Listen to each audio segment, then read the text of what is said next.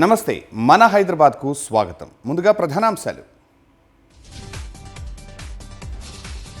నగరంలో ఘనంగా 15 ఆగస్టు వేడుకలు. గోల్కొండలో జాతీయ జెండా ఎగురవేసిన సీఎం.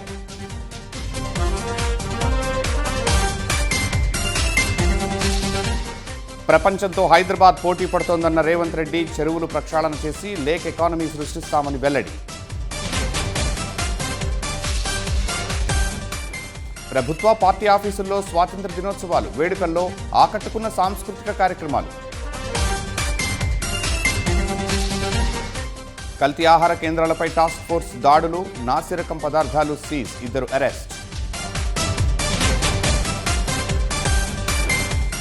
గుంటూరులో కుంటుపడిన అభివృద్ధి. సరైన వసతులు లేక స్థానికులు ఇబ్బందులు.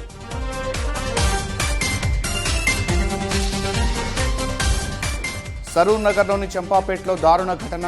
తగాదాలతో సొంత అన్నను చంపిన తమ్ముడు.